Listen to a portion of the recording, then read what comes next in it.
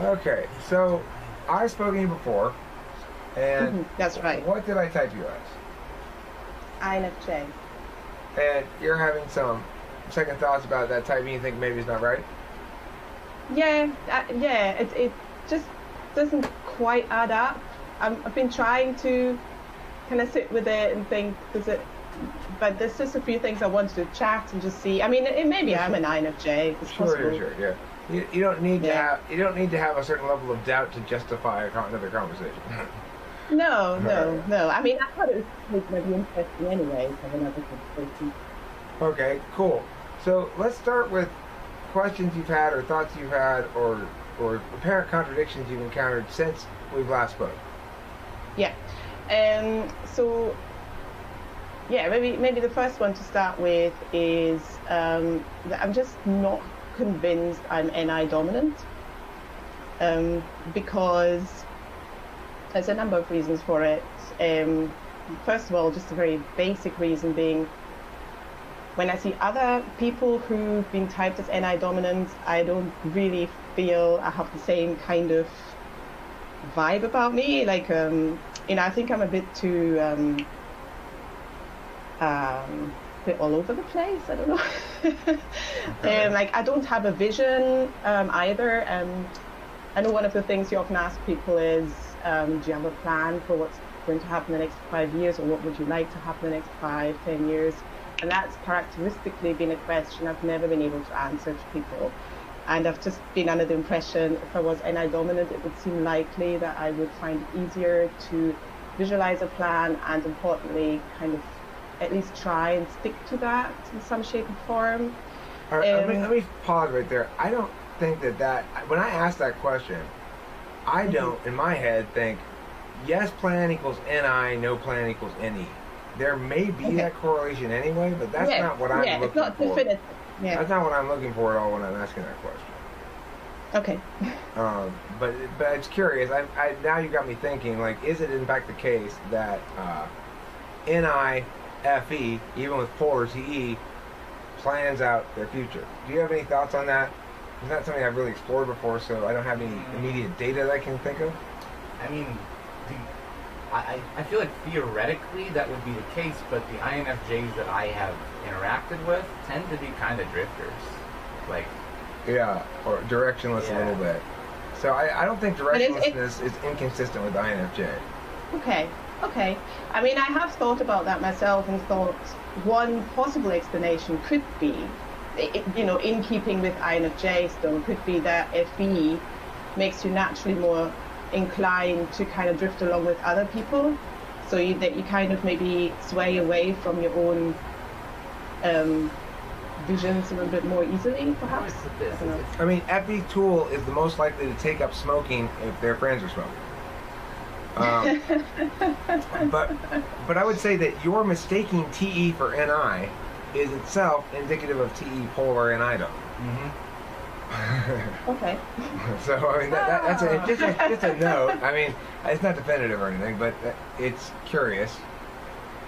So what other thoughts have you had? Okay. So going down to FE. I guess it's so difficult to be objective about that, to really kind of assess these functions, especially something like FE, which I think is more obvious probably to outsiders than, like, it would be more obvious probably to you than it is to me how good my FE is. Oh, you mean you're having trouble determining whether or not you're making an objective self-analysis about the effectiveness of your extroverted feeling? Yeah, because, I mean, if I think about my life, like, I've always, and I don't think we've really very much talked about that when you typed me before. I did sort of say I didn't feel confident about my FE, but I didn't really talk more about that, I don't think. But it's certainly always been the thing that, I don't know whether it's FE, but certainly social interactions and being able to appropriately interact with other people has always been something that I felt quite nervous about, and was for a very long time under the impression that I was quite poor at. And I just don't, and I know that I've improved dramatically in that area, and I've gained a huge degree of confidence in my adulthood in that regard.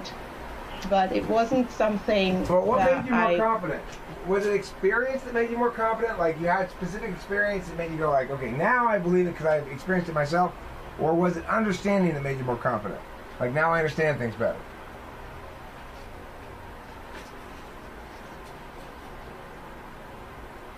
I'm not quite sure what you mean, actually. Did you have a specific moment of epiphany, like when Jason said to me, "Your hips remind me of the Nina, the Pinta, and the Santa Maria," I realized I want to be a Columbus historian. No, I did not have an epiphany about my FE. Okay, so it was, I changed that corresponded with an increase of understanding, correct? Oh, yes. It was a very gradual thing, very gradual. I mean, to make you understand, I have to use FE a lot in my job, so I think that's probably pushed it along, but maybe it would have developed equally if I wasn't using it so much in my job. I want you to note, I'm currently demonstrating my TE and my FI. I'm showing that I care about how your eyes feel, okay? Oh, that's great. Thank you. Yeah, he's a really nice guy. Can you ask a couple questions?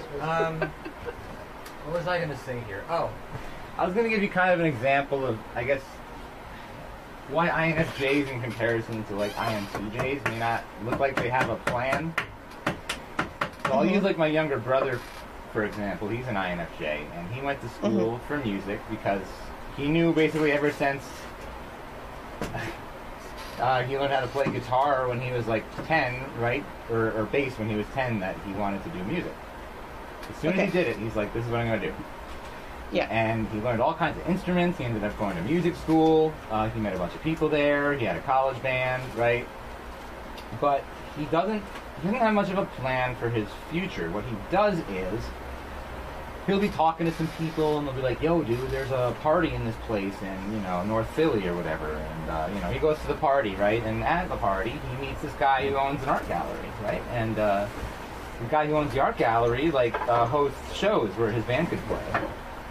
And then his band goes and plays at the show, and then he gets publicity. You know, he didn't plan any of this. But because he's just FEing with people, things are working out. So so is he an INFJ? Yeah. Yeah.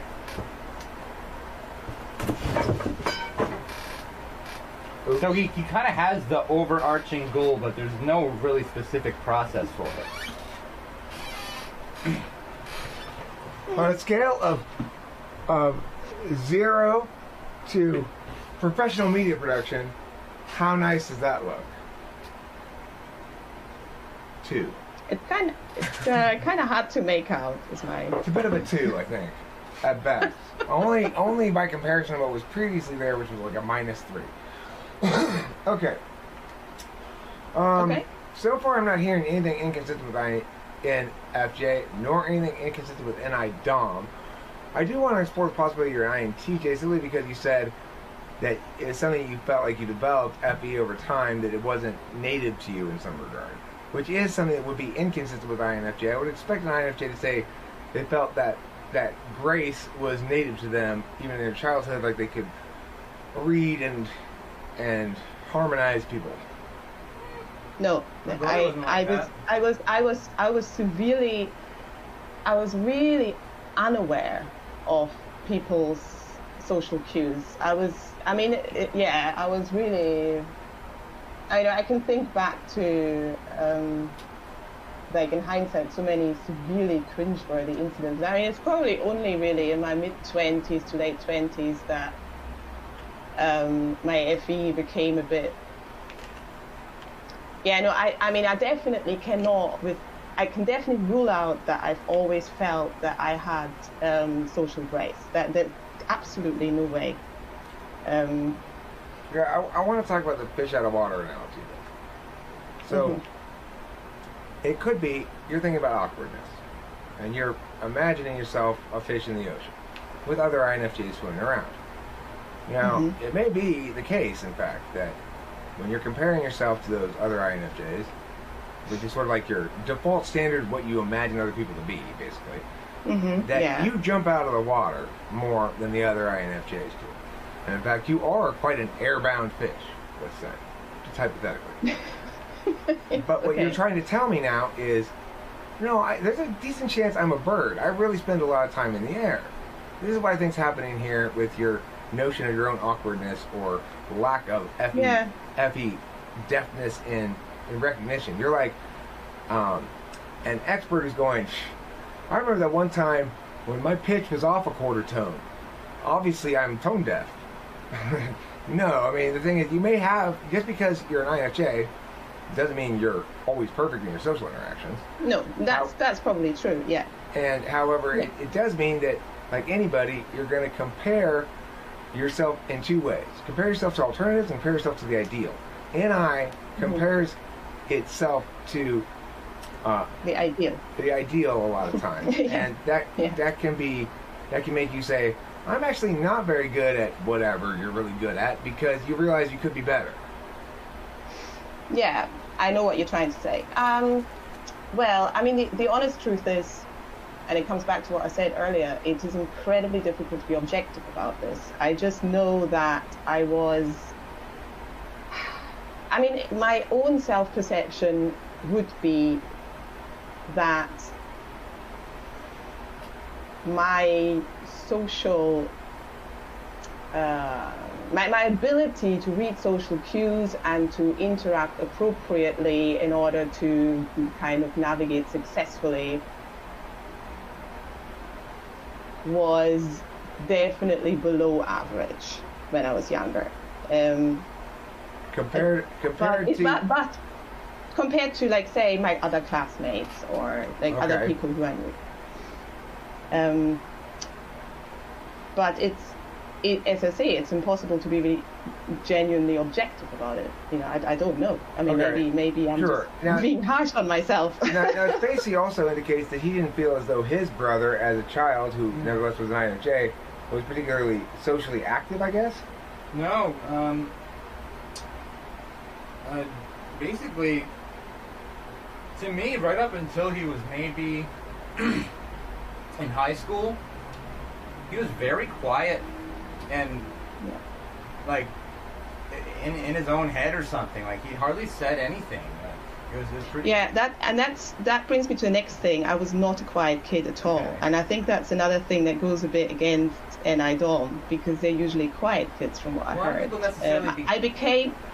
I became a lot more quiet in adolescence, and I was really quiet. I think the biggest change I had from childhood to adolescence is that I was a very confident child, and then I kind of dropped in confidence, but I was not quiet. I was not a bookworm. I was not a bookworm either, which I believe. But let me ask you this. Let me ask you this. You say you were not quiet. Were you the kind of child that other people said talked too much? Maybe, I don't know. I used to do. So I've got two older siblings. They were 5 and 6 years older, and they would read a lot, and I found that quite dull. I did actually. I did teach myself to read when I was 4. I don't really remember the process of teaching myself, but I was suddenly able to do it, and everybody claims they didn't teach me. But and really part of the reason was because I found it so annoying that whenever I went up to my brother and my sister, "Can you play with me?" they were like, "No, we're reading." And so I thought, oh, well, if I can then read a book and they come up to me and want something from me, I can turn around and say, "No, I'm reading."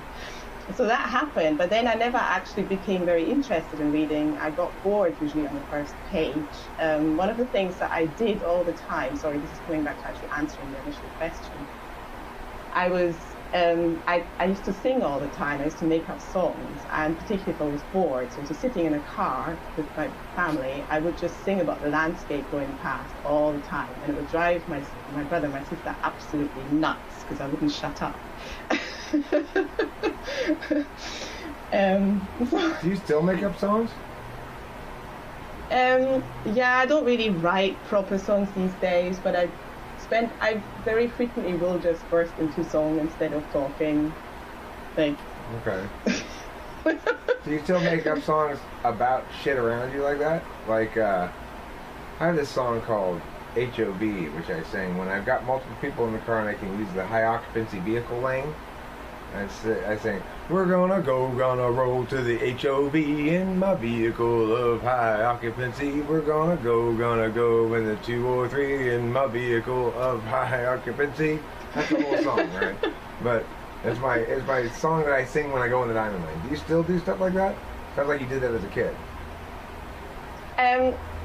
Yeah, I will sing in the car. I mean, I can't think of an example, but it's just random. It's just completely random. The other thing I used to do as a child, I used to speak in sort of random made-up words, and that used to drive everybody nuts as well, because they thought it was just so stupid. Well, let me share with you something that I learned from my INFJ friend Corey, that he does when he's writing songs, is he writes the songs with those kind of weird made-up words that sound kind of like words. Yeah. But they don't actually, because he's NI'd the melody and the rhythm, and so he's got to just go Pakachita tula tita papatita or whatever, you know, that kind of like weird shit. But it sounds much more like he's talking real words. It doesn't sound like random syllables. It sounds like he's mastered this thing where he can put random syllables together with cadences that make it sound like regular words. Yeah, I used to do that as a kid a lot. Okay. Yeah. All right. So to me, that is actually not suggestive of any; it's suggestive of NI. Because NE is generally much more verbal. So you know, when but you'll note my NI is quite active in the process, just as your NE is quite active in the process. By which I mean the following. That song I sang to you about the HOV, it's a very NI song. In other words, it is what it is because that's what it's supposed to be. Thank you, Kimberly. You're a wonderful human being, a delight, and a human pageant winner. So it's like, you know, I'm gonna go in the HOV. It's very NI. Yeah, it fits. Yeah. It's not trying to be weird. It's not trying to be different. It's not free jazz. It's a naturally born, intuitive, melodic entity. So in that regard, both you and I are doing the same thing from the other direction. You're doing it in a way that your NI provides the core of the identity, which is, say, the melody and the rhythm, and your NE, it will usually come in later as you fill in the words or something like that. For me, my NE is predominant, so the words are being dealt with first of all, and I make the words occupy all my attention, so that it forces my NI into autopilot. And it'll produce the melody, and I won't even know where that comes from or think about that at all. I just sort of, these words, I'll start singing the words, and the melody just happens on its own. And I find out at the end, maybe, oh, that was what the melody was. Or I find out at the end, oh, I just failed and made something rather than found something. Have a similar process. Okay, that's quite interesting. In a similar vein then about language, that was one of the other questions I had. I watched your typing of Joshua, the INTJ, a German guy, and one of the things that he was mentioning, which really resonated with me, and it was actually the reason why you typed an INTJ, although I'm thinking, could that also apply to an INFJ, was the thing about writing email to Spacey and feeling a bit sort of not sure about the like how, you know, what to write or what would be correct wording, or, you know, I have this issue, and I've had it in German, so as you know, I'm a native German speaker, but I also have it in English.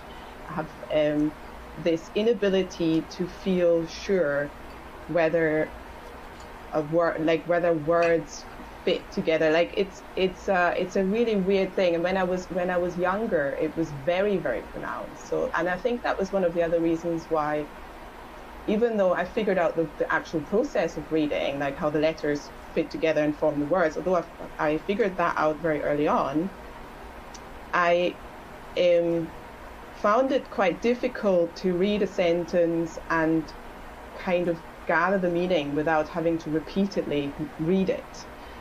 It's sort of quite strange. Or when people talk to me, I would find it difficult maybe to process the words immediately. And that got kind of better as I got older. But I still have that issue even nowadays. When people talk to me, that I don't always actually grasp what they said, and I have to kind of go over it in my head to actually kind of, I don't know, this sounds really weird, but no, you know, they actually have a German word that means that. It's Kinderschneiderfragenfrugen. It's a state of needing time. It sounds to me what you're describing is your NI saying, I'm predominant here, and I want to understand this holistically. Your TI is reading the thing and understanding it linearly, as you know, linearly. Your NI then says, okay, well, that whole paragraph meant yeah. Your TI goes, well, this element of that paragraph is inconsistent with this other element over here, or whatever. It takes the elements in and of themselves and works with them within the system. But your NI is going, all right, well, I don't just, for me to feel like I know this, I have to feel like I know this on an NI level. I know which entity it is. And I experienced this, and Spacey and I had an interesting conversation last night about this new song that I wrote. It was not until today that I had any real hold on to a grasp of what this entity was. I needed to sleep on it. I needed to hear it a bunch more times before I get, this is what the NI hole is. Now, I managed to construct a good NI hole anyway without having that holistic sense of knowing that it's there until later I feel confirmed, and I listen to I have to do a lot of SI shit to feel like I internalize the NI hole of a thing. That sounds like you're doing the equivalent process from the other direction in childhood, when it took you a while to learn that to have your NI keep up with your TI and FE. TI and FE are actually going to be much more real-time-ish processes, because NI needs to wait for all the component pieces to get there before it can collapse them. Well, maybe I was always going to say it's the opposite, that my NI is too impatient. Like, you know, that it wants to be able to grasp the whole immediately rather than reading all the words and kind of sifting through the SI, maybe. Like, I'm almost wondering whether it's more that, because I definitely noticed that. I don't think that's inconsistent. I think it could be both. No, I mean, yeah, I mean, I just wondered. It's more because I heard you previously. I don't know in which video it was, and it was a while ago. I heard you say that the INFJs are usually verbally very strong, whereas INTJs struggle a little bit more. And I just thought, I'm not sure I'm verbally that strong. Well, it's like ISFJs. Is Kimberly verbally strong? In certain ways, very verbally strong. In terms of managing other people's perceptions of her and me, for example, she's a powerful wizard, probably more powerful than me. There's knowing what to say, and then there's knowing how to say it. Yeah. You probably have always had a pretty clear sense of how to say it. The what to say would probably... I'm not sure. You're not sure? Maybe. Okay. I mean, if you were not... Look, you don't have what I would call an FE build. INTJs can sometimes do an FE build. Even ISTJs have an FE build of some sort. It's what people with polar FE use as a replacement. And some of them can be pretty snappy, you know? Like Joshua is a good example of someone with an INTJ FE build that works pretty well. And can work well enough to sort of mask his polar if you're just looking at a surface level for cues of obviousness. It's still just another program that he's running, though. But it's still just another program he's running. You do not have... It is part of your operating software. It is not... It's not part of your... It's not an app you're running. It's part of who you are. Maybe. Maybe. I mean, it's really it's so difficult. As I say, it's impossible to be objective about it. Okay, but look. Mhm. It's possible for me to do the following thing. It's true that INTJs might also have big boobs, and INFJs might have big boobs. But only INFJ big boobs are subject to being placed in the magazine Big Naturals. INTJ big boobs, even if they are big, are always fake. And believe me, even if you can't tell whether your own boobs are real or fake, they're real. Your FE boobs are real. This is not an emulator, as they call it. You know, there are these kind of computer programs that emulate other operating platforms. Yes. Like, we'll play a video game. It's on your laptop, though, like an arcade game, but on your laptop. This is not the product of an emulator. This is, you're actually native to this kind of program. Your FE is too. Let me try to explain again. I'll use my younger brother again as an example, but in a different manner. Okay. So, let me first point out that NI will not necessarily make you quiet. However, it certainly won't necessarily make you sociable. I noticed as his FE started to develop, before he started saying anything, you notice he started to make expressions, right? He'd smile a lot. He'd look very placid and, you know, at ease and like, yeah, there's nothing to worry about. Everything's fine. You know? And like Eric noted about me, sometimes good FE is really just not being intrusive. And INFJs are often very good at that. They don't bother anybody. They don't piss anybody off. They're pleasant to have around. And I think as your tertiary TI kicks in, that's when you start to become more verbal and talking more, because it actually gives you the ability to articulate yourself adequately. And it also allows you to start trying to understand other people. It's like in football, right? If you're the go-to receiver, the guy who's thought to be the best receiver, then you'll attract the best defensive guy on you. The ideal thing you want to be, all things else being equal, if you're on a football team, let's say you're on offense, you want to be the underestimated player, the one that nobody thinks is going to get the ball, or if they do, they're not going to do much with it. Because that means you'll receive the least attention, so when you do get the ball, you'll be able to do the flashy, amazing play, and everyone goes, wow, that person actually is amazing. Now, if you lay low and only get the ball occasionally, and wait for them to forget about you again, then you can be this weird player that is like the shit. Every play they busted for big yards, but only gets the ball occasionally. That's what INFJ is going for.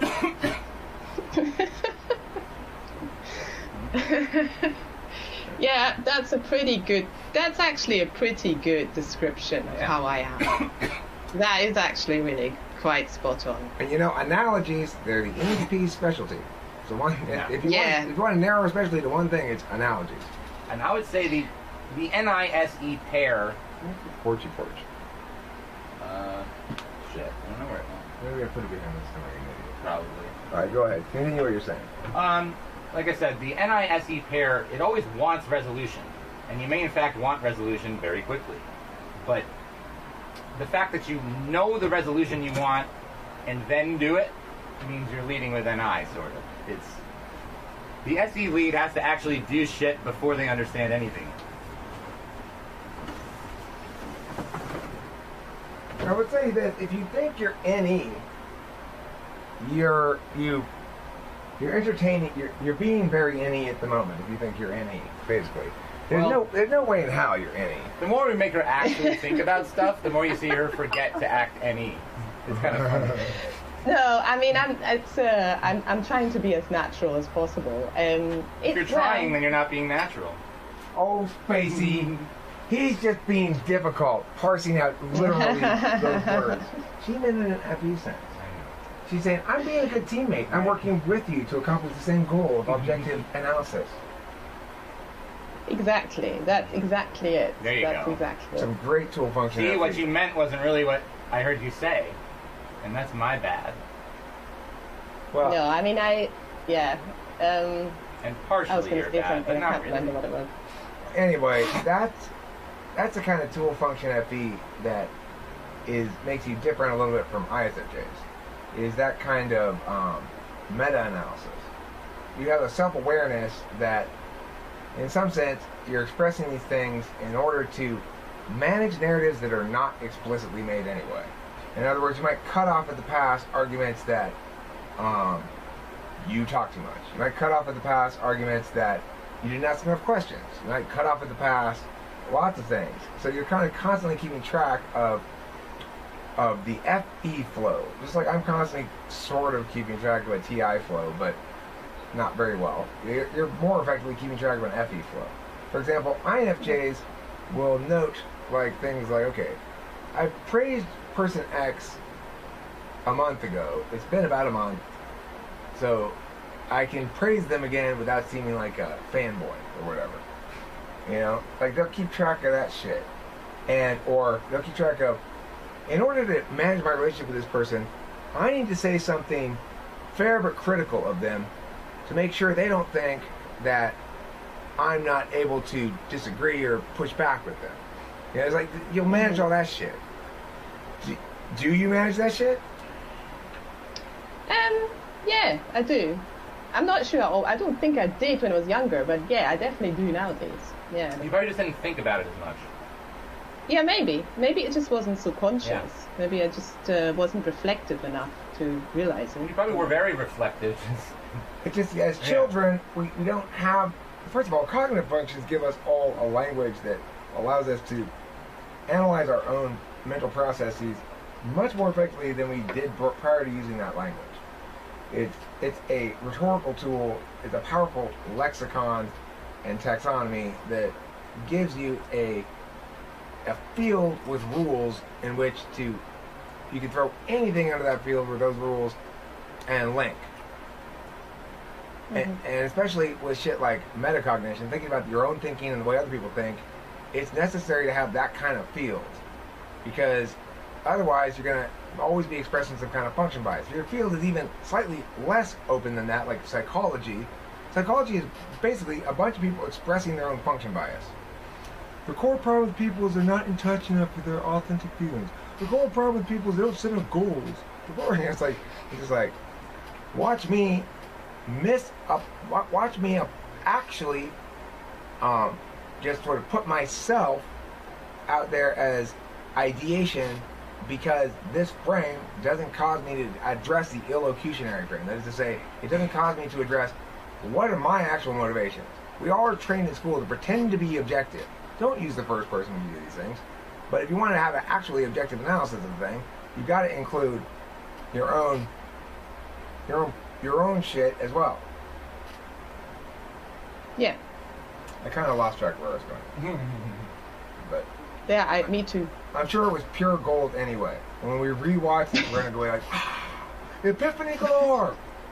The insight coming out of Eric's mouth is causing my epiphanies to explode like hurricanes above my head. That's actually a good question, though. Do you ever lose track of what you're doing? Or what you're saying? Me? Yeah. What you asking me? So, Yeah. do I ever lose track of where? Oh yeah. What you're saying? But then I come back. I will sort of remember, like, after I've done my long verbal, what the whole point of it was. Yeah, I do. So I do know, but I will get lost. And that's actually, I think I should really talk about that as well, since that was also the thing that I mentioned in the email. Is the whole question of being SE polar. Yeah, I mean, you guys seem very, very certain I'm INFJ, but I do just want to talk about that anyway, just because it's interesting. I do have this peculiar phenomenon that I can't even take, say, 4 items of a list, like even in like 3 months. It's ridiculous. It's actually quite hilarious. And I can't even, like, for instance, just a really basic example would be, I'm standing in the living room thinking, oh, I should hoover the living room. It's messy. So then I go to the kitchen where the hoover is with firm intent to get the hoover. When I get to the kitchen, I do the dishes instead because I saw the dirty dishes. Then I will do something else. And then I plan, and it's like, even within seconds of planning to do something, I will get distracted and do something else. It happens like all the time. And if I even make a plan and say to myself, tomorrow you're going to do X, Y, Z, it's like the amen in church. I will definitely not do it. Like there's absolutely no point almost in setting some kind of. All right, well, it's ridiculous. Let me say that does sound similar to an NTP, particularly an ENTP. Yeah. The way that you like just do this, blah, blah, blah. But I want to talk about the way my 4-slot SI actually plays out and see if maybe this is the equivalent. The way my 4-slot SI plays out is this. I get in the car. Spacey and I are going to the pet store to buy fish for the pond, let's say. I will get out of the driveway. I'll get to the end of the block. And I'll say, where am I going again? And then Spacey will say, or I'll remember, where am I going? Oh yeah, I get fish. Make a left. I'll get up to the next stoplight. And I'll go, where are we going again? Oh yeah, to get fish. Okay, so that's 4-slot SI. It might be stated that what you're describing sounds like the SE equivalent. But it also sounds familiar to me. Yeah. It also sounds very familiar to me. Like, I know that feeling of walking into a room, and then you come back to this other room an hour later, and you go, oh, right. I was coming in here to get that thing, and then I got distracted by that, and that's how I ended up neck deep in a puddle outside. You know? The difference between, no, I don't do it like that. The difference is that I don't even give a fuck. Like, I don't even care that I didn't do the thing that I was supposed to be doing. I'm like, oh, now I'm doing this thing. Oh, that's fine. Oh, because it wasn't really important to her in the first place, probably. No, it's because, and maybe that's an I thing. I don't know. It's because I know on a level that probably at some point I will end up doing the thing. Okay. Because it's important enough that it will come back, that I will do it. But it's like, I mean, maybe I mentioned this, but I'm sure I've told you this before last time. It was when I go through phases of recording a lot of music. Okay. And I will like sit down. I mean, I play the cello, so often I'll just sort of like improvise something, and then I put another improvisation on top of it, and I go, oh, that sounds quite funny. Oh yeah, I remember you. Hold on. I want to pause you. This is one thing that tripped me out about this chick before and made me actually question her type. Mm-hmm. The way she makes art is textbook NE. Right. And yes, can I continue? Yeah, please do continue. Sorry for interrupting. So yes, I will switch on the computer. So I will maybe make like different layers of things, put them on top of each other, and then go, oh, that sounds quite good. I like that. And then I'm running out of time, usually because I've got other things to do. And I say to myself, well, that was really cool. I need to work on that. Take those bits that sounded really good and do something with them. And so then if the chances that I will actually then the next day even sit down the computer as I set out to do are already relatively slim. But if I then actually say, okay, yes, I'm going to be disciplined and sit down at the computer and work on this tune. And literally I'm having this thought in my head, I will sit down and work on this tune. I will sit down and work on this tune. I switch the computer on, the digital audio workstation loads up, and without even, I don't know, I just find myself starting something new. I just, like, even though I've told myself I'm going to do it, I just don't. I then suddenly find myself just, oh, well, maybe I'll just quickly record something else, or just suddenly have the urge to start improvising something else. And so it goes. So I have mostly unfinished pieces of music as a result. Why do you feel in the first place that you have to get something done? Why do I feel in the first place that I have to? Well, because it's a bit rubbish to have just sort of bits of random music that could be better sitting there. That you can hear that could be a decent recording if I just polished it up a little bit. Or that could be a proper song if I just sort of tidied it up a bit. Do you feel that way about every single thing that you make?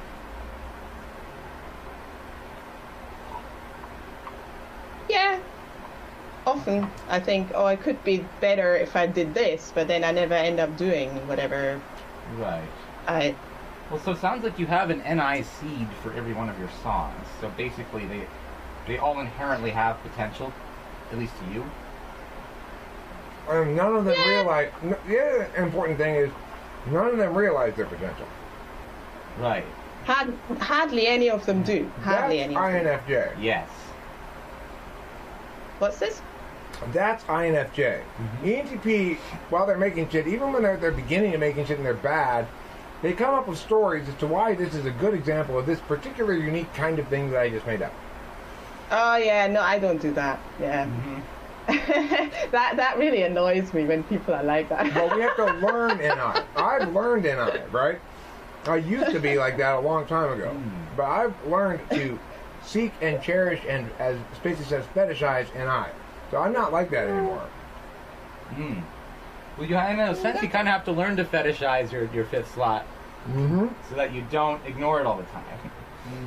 That's interesting. Yeah, that's interesting. I think you've done she's definitely worked on her NE. I think you use your NE to its fullest capacity to help you in your creative process. And to an extent, the fact that you keep coming back to making things, even though none of them are realized in your own head, is proof that the NE is of value in and of itself to you. Right.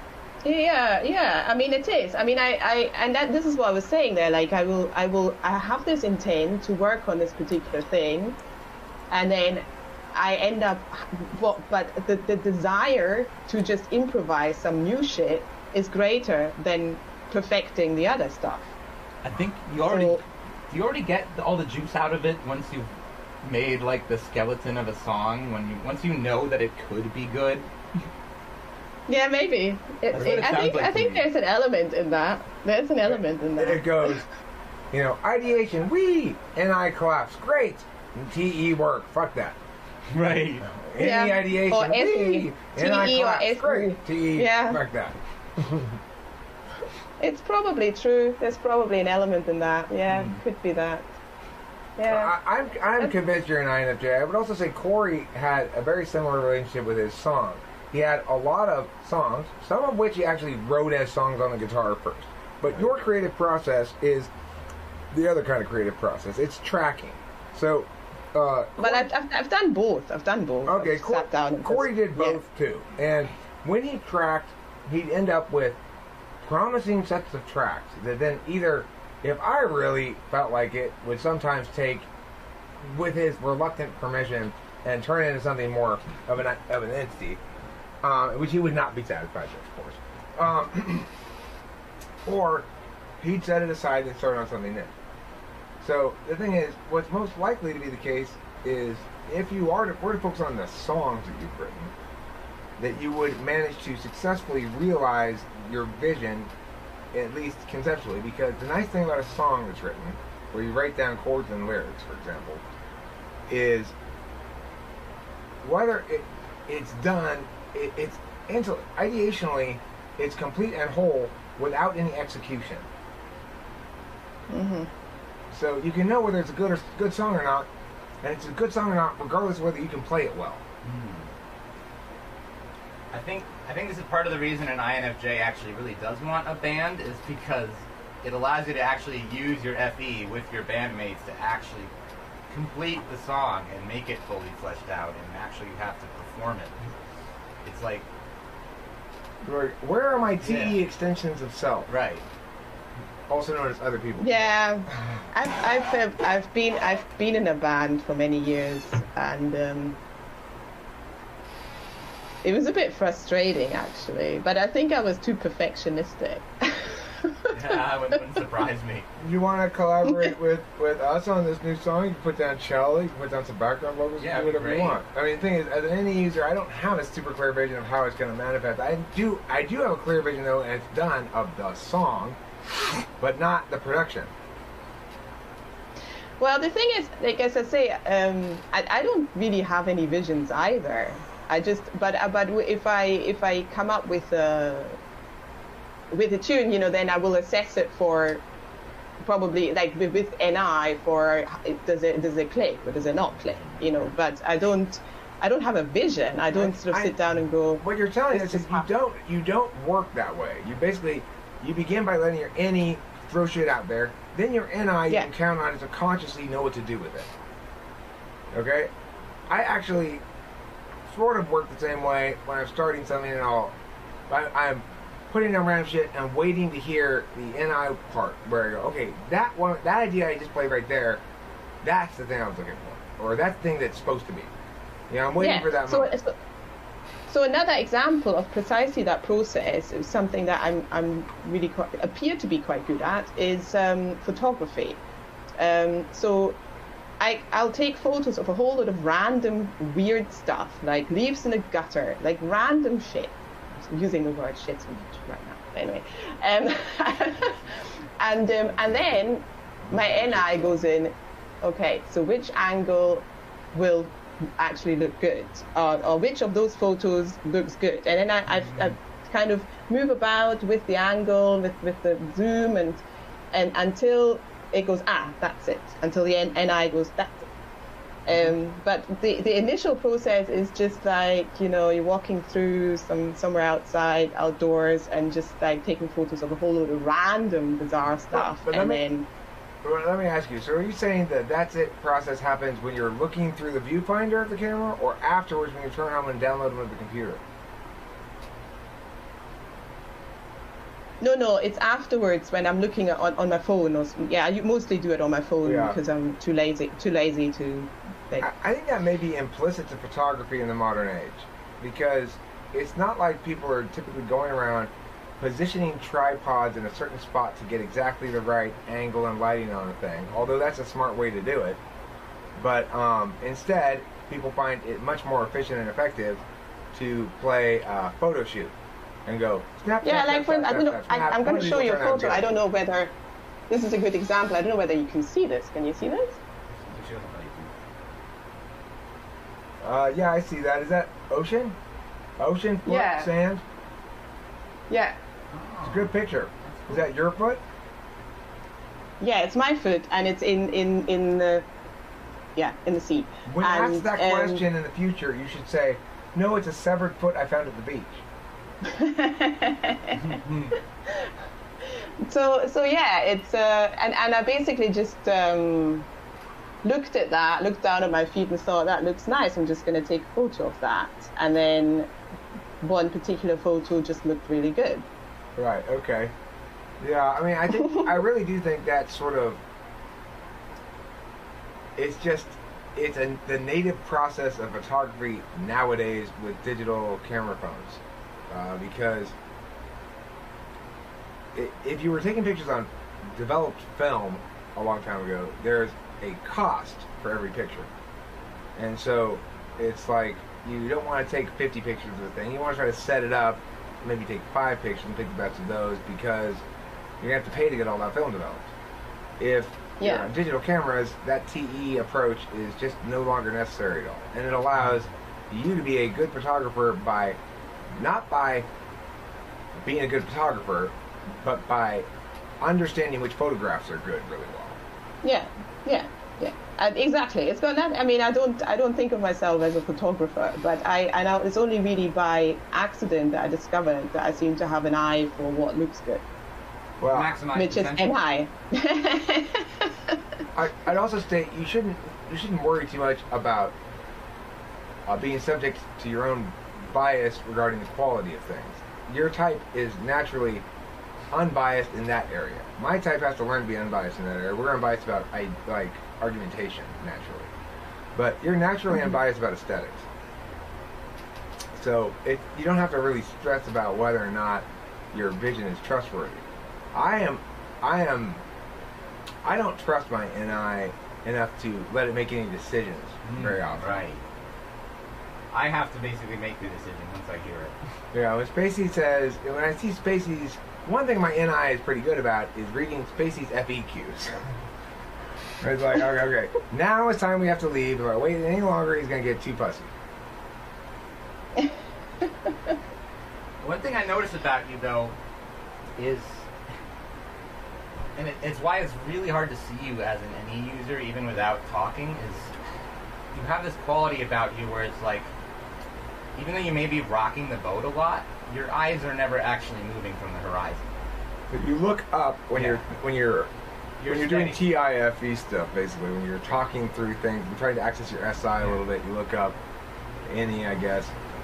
But most of the time, I mean, you have a very, in my mind, quintessential INFJ vibe. Oh, yeah.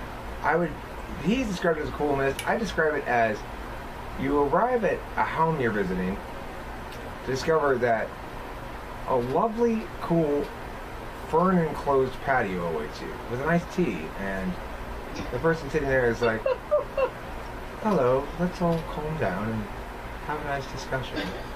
You go, okay, this is a comfortable place. Wow. There's no noises, there's no... Where's my normal anxious need to ingest things? It seems to be diminished somewhat in your presence. You've got INFJ quality. ENTPs feel calmed by INFJ. I think a lot of people do. Mm-hmm. But ENTPs notice it maybe more because we're naturally quite agitated. When I'm engaged in making media with an INFJ, I'm at my most careful and most FE successful. So what type would be most irritated by an INFJ? ESTJ, right? I guess, maybe? Yeah, ESTJ. Because you're blind to their dominant, and they're blind to your dominant. I mean, the other possibility would be the tools. So right. It would be ISTJ. Right. ISTJ is probably the one you guys would most like be like, oh yeah, okay. Yeah. But not say anything. ISTJ would just seethe quietly, and INFJ would heap very subtle, nuanced bits of scorn upon them. It's called like interesting. INFJ ISTJ party, comprised of equal parts silence and scorn. Yeah. Do you know ESTJs, ISTJs in life? Is your experience that you love them? I don't know whether I know any. I have some suspicions about some people, and I do get on with them, but there's also there's one or two people who I think might be STJs, and I get on okay with them, but there is definitely a communication thing that they don't get what I say, and I don't really get what they say. Like, it's a sort of, why are you thinking that way?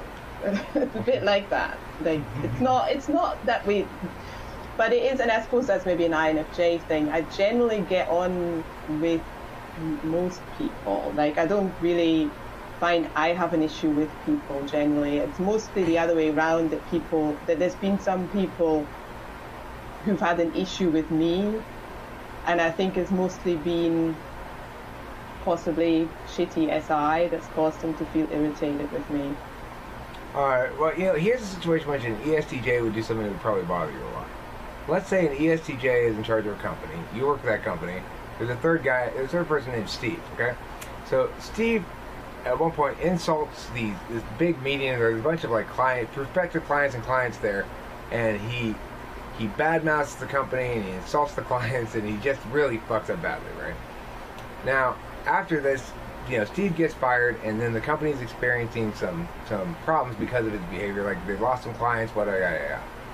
And ESTJ will also go, okay, guys, look, we have got a serious problem here. I need each one of you to fix this, whatever you're doing wrong here. These clients are mad. Sue, are you being polite? Joe, did you put on deodorant today? Is that why they don't like us? And it's very obvious the INFJ. This all links to Steve and Steve's behavior. Trying to say that Steve caused this big explosion and problem, and to then think afterwards that the aftermath of the problem is suggestive of some sort of endemic problem beyond Steve is insane. But that's what NI Polar would do.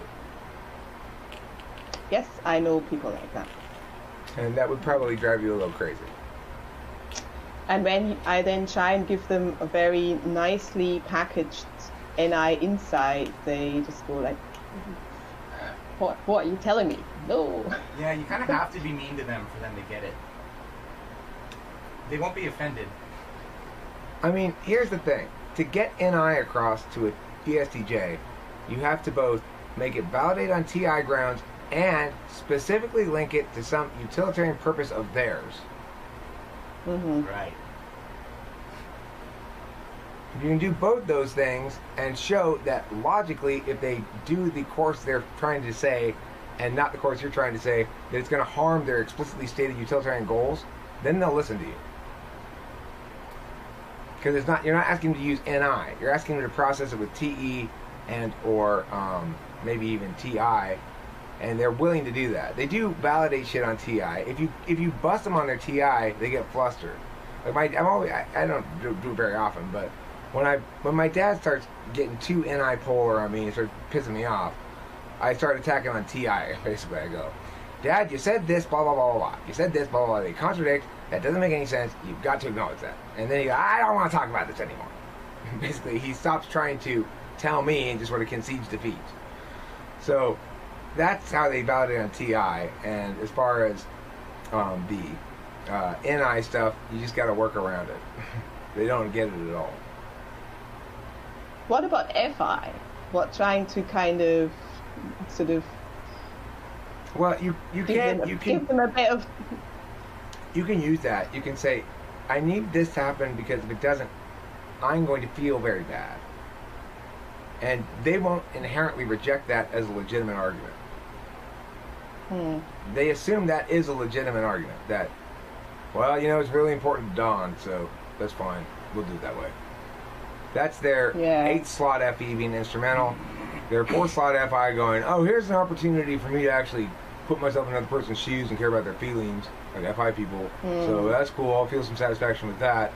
And I'll continue ignoring my TI in this case if it violates it. And NI is no problem because anything's the truth as far as I'm concerned. As long as it's in my particular personal experience, it's true. My dad saying, you should use Hertz rent-a-car. I've been with them for years. What? That's ESTJ reason to use a given company. That they've been with that company for years.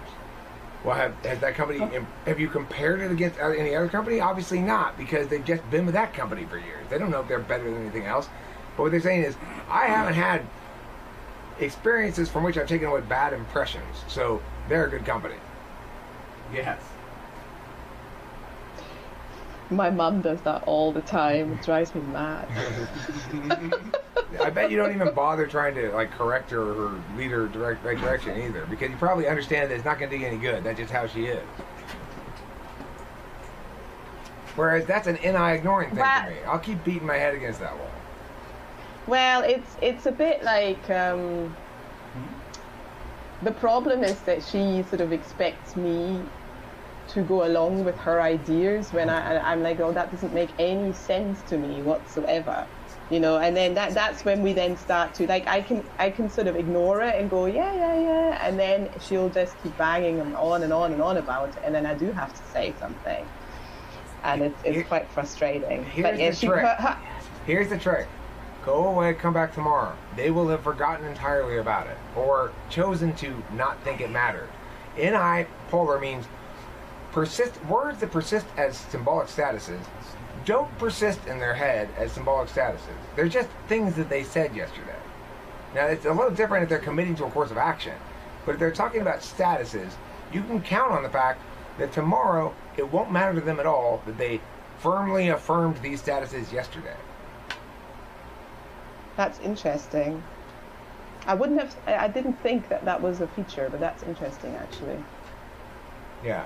And if you wanted to shut down the conversation right then, you do what you do. You go that doesn't make sense, and probably your mom just goes, I don't want to talk about this anymore. She's not so bad actually. I think she's an FE dom, not TE dom. Oh, okay. She's maybe a bit less, but she just doesn't understand my way of reaning at all. Yeah, ESFJ, same thing. You guys share a commonality with FETI, but her TI is seeking, and her NI is just as bad as ESTJ's. Thank you, Kimberly. Would you like an empanada? Thank you very much. They're from Guatemala. Yes? Those are all yours. Thank you. I'm good for it now. Let's eat this one. I'm not super hungry like that. I thought we were vegetarian. You were sure. Okay. That's quite interesting, actually. That's useful information. Mhm. Are you in a relationship? Yes. I don't know. You don't know what type? Can you describe behaviors and or talk about it? I am almost suspect, like ESTJ is one possible type, but he values SE a lot. He values SE. Like he loves sports, and he just does shit. He's like a doer, constantly doing things. He's very creative as well, actually. He's very good with words, quite good writing.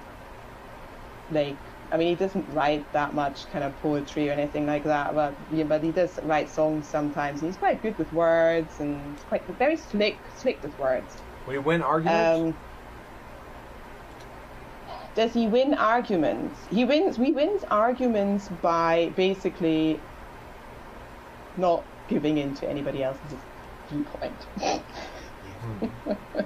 Might be an ESTP. I mean, do you think it's possible he's an ESTP? How happy are you with this person? No, there's some definite mismatches there. There's like, we get on really well in a certain level, but then there's other things that seem to really... It's like, I think I annoy him more than he annoys me. I think I annoy him more. I think my poor SE, I think that really annoys him, my shitty SE. Like if he's like, come on, let's go, and you're like, I want to stay home. That annoys him? Yeah, a little bit, or just like, it's not even that. I think he just finds it annoying to see that I don't constantly want to do stuff. Like it's a bit like I think he wants me to initiate things. Like he wants me to say, oh, let's go and do this crazy thing, or let's do this. And because I don't do that, he finds that kind of weird. I don't know. It's hard to,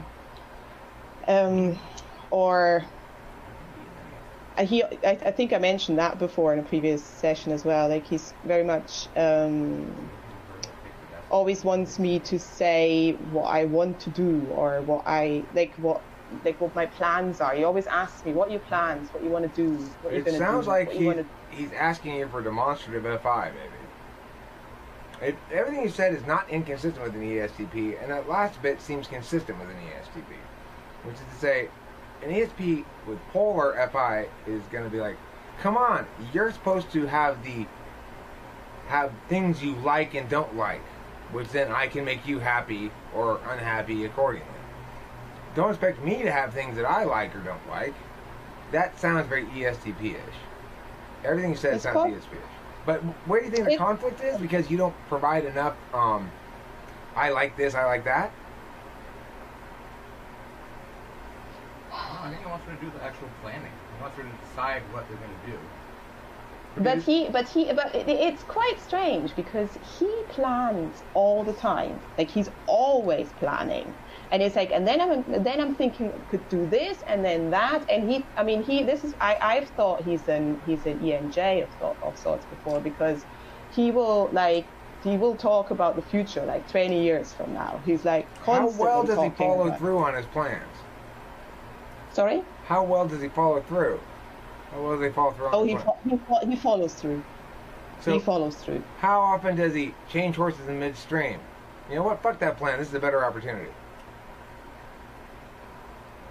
Well, the one thing that he does do, which is quite another thing that I find difficult, is that he has an idea, he has a plan, he goes along with it, and then a year later, whatever he does, like with job-wise, so he changes jobs a lot, for example. That thing that he thought that was like the bee's knees, a year later, he doesn't like it, and then the next thing that was also on his ginormous list of things that he wants to do at some point is going to have to be tackled. That's not an ESTJ. You're talking about either an ENTP or an ESTP. Yeah. Yeah, he wants. He's like he wants to do. That's the thing, and he's got like a bucket list that's as long as your arm. I think he's an ESTP because basically what you're saying is, oh, I'm gonna totally love this. Okay, I'm tired of this now. Yeah, totally, 100%. That's yeah. ESTP. That's why he relies on you. That's why he needs your NI, right? See, that's a little different than how ENTP plays out. ENTP doesn't say, I'm going to love this. Oh, I'm tired of it now. We go, I'm having fun. Wait, I'm not having fun. Like, that's as far as I go with that thought process.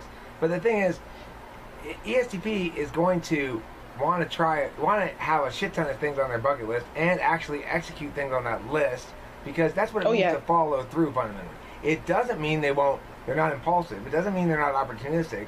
It doesn't mean they don't get tired of shit, just like any perceiving Dom action type is going to. But it does mean that's why they need 4-slot NI. They need you to go, this is the clear path that you should most follow through on. These ones are will-o-wisps trying to drag you off into the forest on a wild goose chase. Don't go with those ones. Go with this one.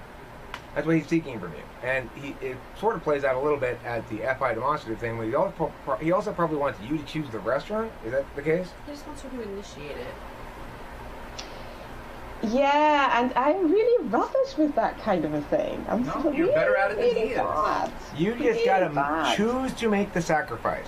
I understand what he wants. He wants me to pick the restaurant, clap my hands in glee when he takes me to the restaurant I want, and go, oh, thank you for making me happy. And then just do it for him. Yeah. And don't worry about whether you actually, whatever, who cares? It's a matter of practicality amongst relations. Yeah, yeah. And that way, remember, the advantage is you always get to eat what you want. Yeah, yeah. Yeah, he'll eat anything. I think you're right. I think he is an EP. I had contemplated ESTP, but I did think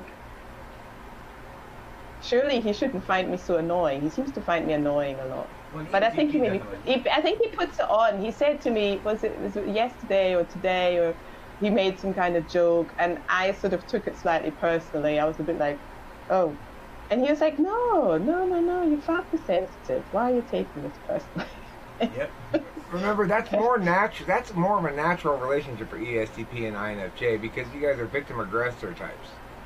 Whereas, so there's going to be a sharpness to an INFJ ESTP duality. ESTP likes to tease. INFJ has within their power to turn that on them at any point, but has a lot of discretion in that area. INFJ has in their power to crush the ESTP spirit at any moment, but generally chooses not to. They put up a certain amount of teasing from ESTP. If they cross a certain line, then they'll deliver the real quick INFJ sledgehammer, and then, honey, you seem to have incurred a slight head injury. Back to INFJ again, you know? That's just natural dynamic of ESTP, INFJ. It's not supposed to play out like that for ESTP, ISFJ. Sometimes it does, sometimes it doesn't.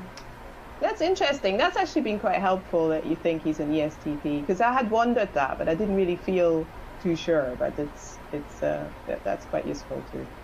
If he is, he's probably exhilaratingly abrupt in his taking your womanhood. Like, you know, here I am, I'm all of a sudden I've come to you, I've started roughly kissing you, and I put you down on the bed kind of shit. He's probably got that aspect to him if he's an ESTP. If he's an ENTP, he probably starts by making jokes.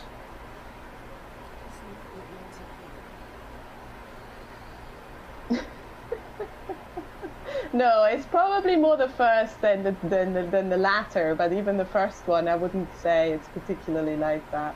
Do you know what I really? But the thing is, he no. I had wondered for a while whether he was like an ESFP, but he definitely is not TI polar, but he's not particularly like. It's hard to say. It's very hard to say. But yeah. ESFP?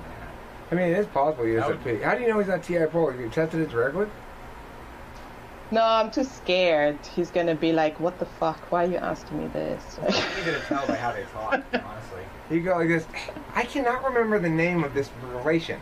What's my dad's sister's kid called again? If he can't answer that, if he doesn't go, cousin, then he goes, I don't know, your family? Then you know he's an ESFP. No, I mean, I don't think he's TI polar because he's really good at science and things like that. And he's the kind of person who always needs to understand it like properly from the ground up and like. Really good Science people sort of are not usually TI. Understanding from the ground up, if you mean understanding it by doing a series of steps by which he learns it, that's not TI either. No, that's not what I meant. What I meant is he likes to understand the underlying principles of things. So he will like properly understand why things are the way they are rather than just that they are. Grammar first, vocabulary second. Right? That's what you're saying? Like, I always think, yes. Yeah, there are two ways you want to learn a language. If I'm going to be taught a language, I want to be taught all the grammar and conjugations first, and then fill in the words for me. And then the other way of wanting it is the other way. I think you're right that that's probably TI. Yeah, I mean, I wouldn't say necessarily with languages, but in certain with scientific things, I observe that phenomenon with him. Is he a scientist or something? Yeah, no, he's got a degree in. He's got 2 degrees, but one of them is in biochemistry. So but he builds guitars, like not like acoustic guitars, but like electric guitars. He's been spending the last 2 weeks just building 4 or 5 different guitars, like not like they were guitars he already had semi-built, but he's like doing all the wiring. It's like, oh, this doesn't work. I think this needs to be like this. And I think that's ESTP. Yeah. Yeah. I think so. You don't think so, or you're not sure? No, I think it probably is. I mean, I wondered even for a while ISTP because he can be quite reclusive, but he's definitely not NE polar, for sure not. He's got quite good NE actually. Okay. How often does he call you Brohorn? So weird. Yeah, dude. Never. Okay. Just Here, I'll do it for you. Oh dear. fine, I'll torch my face if I have to. Oh dear. Okay, so it's about time to stop the video, at least. Are there any last words we want to say before I push stop on the video? No, that's actually been quite helpful. It's answered a lot of questions that I had not felt so certain about. Well, I'll say on my end, and this is typical when I'm talking to INFJs, it's been delightful and the time's just flown by. Mm-hmm. I always enjoy chatting with INFJs a great deal. Me too. So for you at home, for you at home, if you're an INFJ and want to be touched by me, you can make sure that I have a very pleasant day by paying me $100 to enjoy my conversation with you. Thanks for watching. Don't forget to eat plenty of cheese.